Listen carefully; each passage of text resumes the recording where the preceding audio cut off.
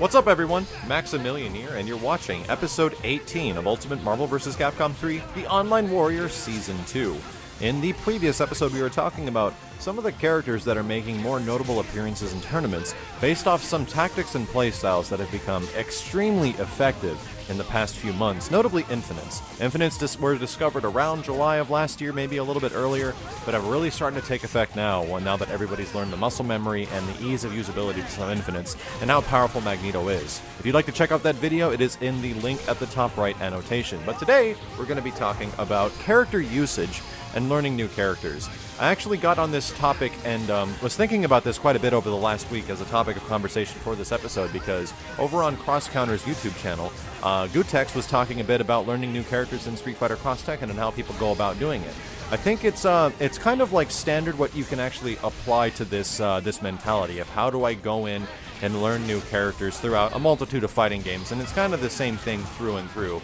Some fighting games make it a bit easier, and sometimes some games take a lot more development and a lot more patience and a lot more practice to get good, because things like team synergy, multiple team uses, assists, and stuff like that are what happens in a game like Ultimate Marvel 3. I think using a new character in a game like Ultimate Marvel 3 can actually be kind of difficult, but it really depends on the ease of usage and usability of that character. Now, we all know not everyone in UMVC3 is extremely nimble and easy to use and does high damage output.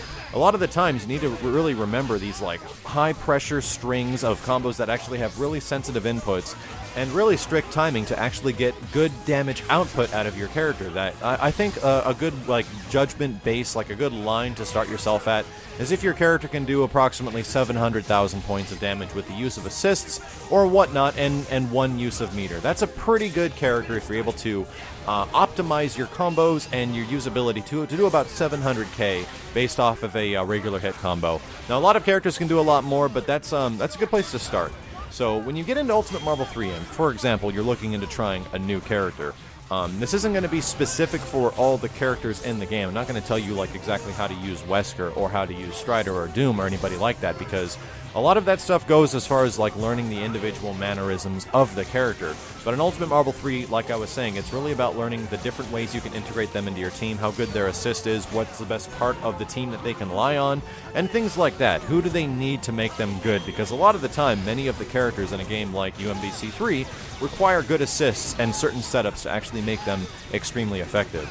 I've been personally thinking about picking up a couple of new characters over the past few days. I've had this opportunity to jump into some player matches with people, and that's the wonderful thing about player matches, and I can actually give you as a piece of advice to this. If you have a friend or anybody that you've recently met up with in an online ranked game or anything like that that also plays Ultimate Marvel 3, and you found somebody that actually has a good connection to you, invite him to a player match and just say, I'm learning a new character, let's go at it. It's very difficult, and even for a guy like myself, it's pretty frustrating to lose matches over and over and over again because you don't understand the characters.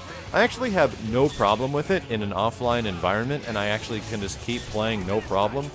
But when it comes to online, it really bugs me that I'm like losing all the time because I don't know what I'm supposed to be doing. For some reason, it's just an online environment completely changes my perception of how I should be playing and what I should be doing to learn and stuff like that. So I think the online barrier of learning a character can actually take a little bit longer than playing in an offline environment. So nonetheless, say you want to learn this character, invite somebody to some player matches. Luckily, player matches, unlike the majority of Capcom games, for some reason, they lack the rematch function, and in Ultimate Marvel, it actually has it. So like I was saying, player matches are excellent for just continually playing somebody of equal or lesser or any skill level. As long as you can just get used to landing combos with your character, that's the most important part.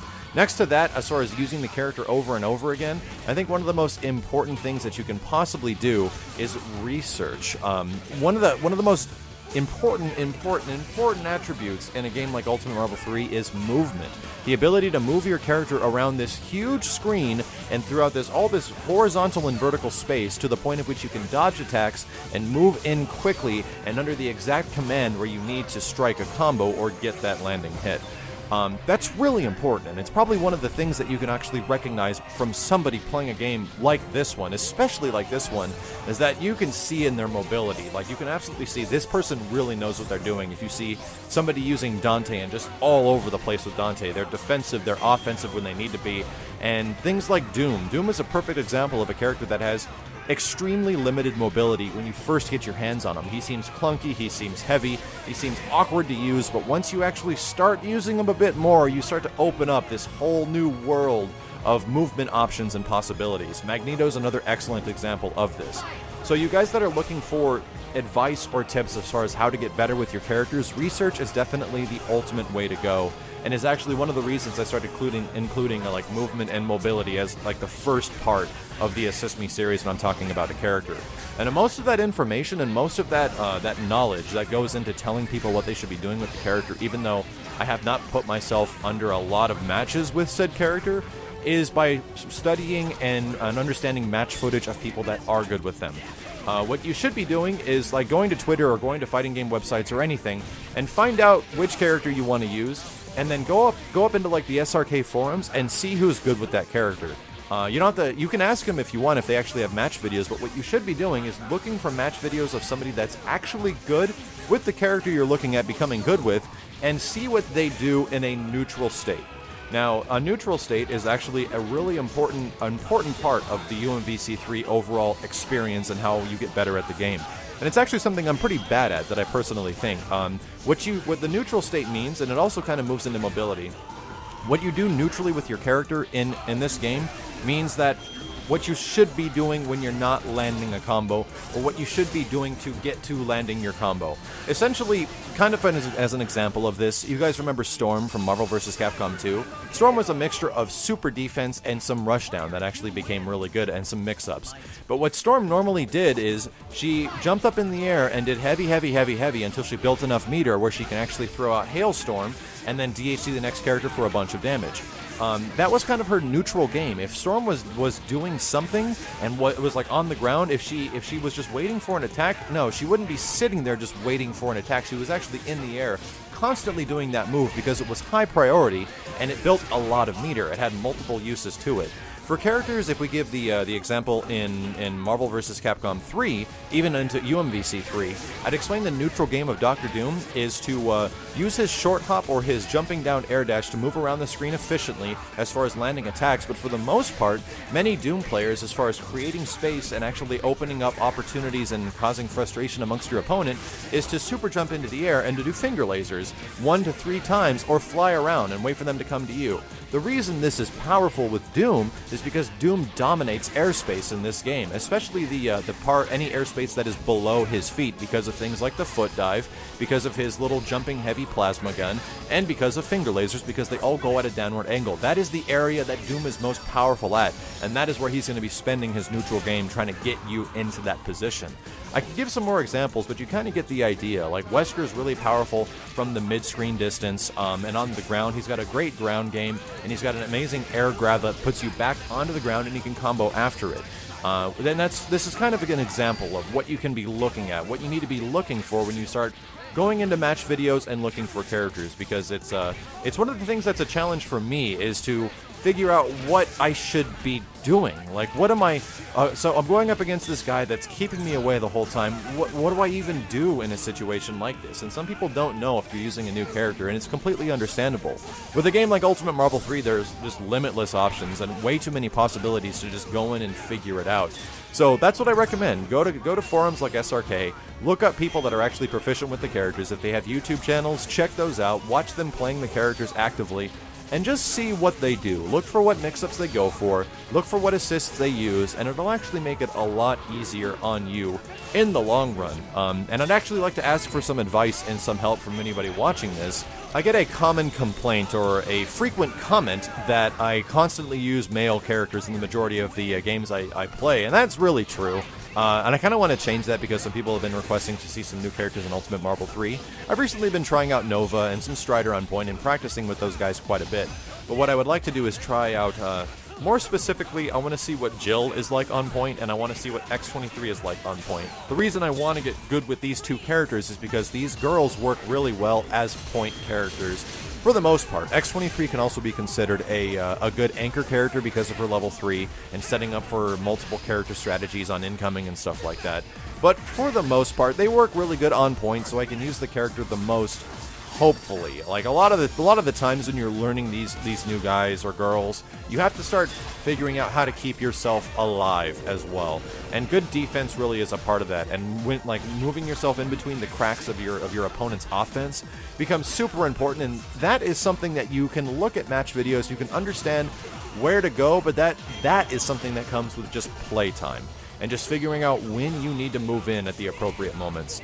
So hopefully a little bit of this advice helps you guys out. And like I was saying, if you guys can help me out, if you have any videos or any strategies or anybody you might know that actively uses X23 on point, or actively uses Jill on point, let me know. I already did make the Assist Me series for these two characters back in Season 1, but that was the original Marvel vs. Capcom 3, and things have kind of changed, so I'm kind of looking for some basic bread and butter combos, some things that might be easy to execute online, or some basic strategies about how to treat a character in a normal match, essentially the neutral game.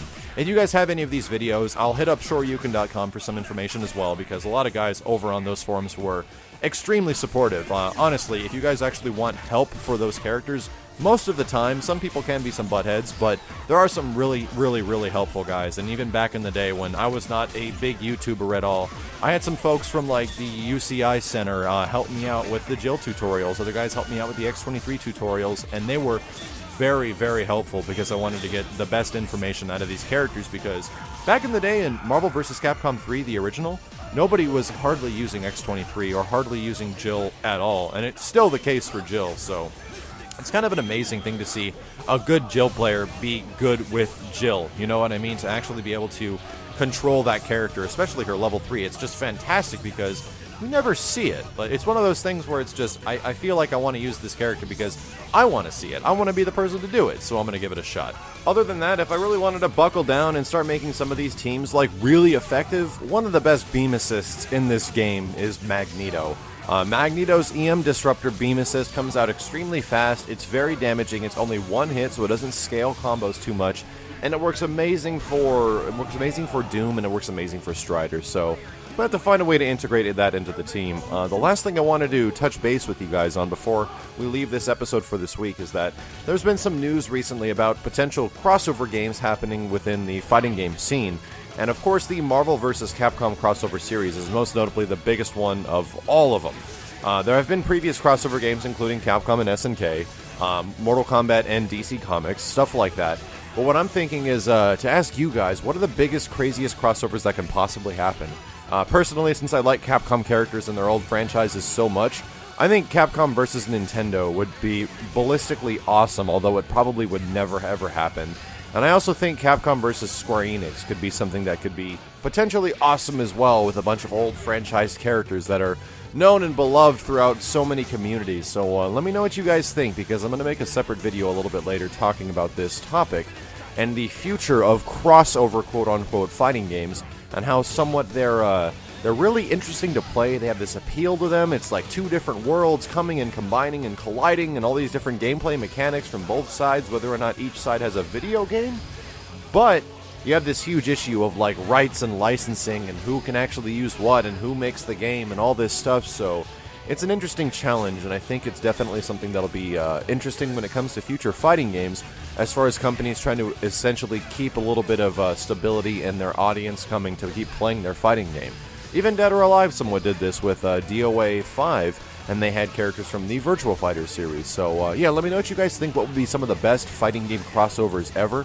And I'll be checking back very soon on some of those videos and those comments that you leave below, helping me out with using Jill and X23 in Ultimate Marvel vs. Capcom 3. Thank you very much for watching, guys. My name is Maximilian, and I'll see you next week.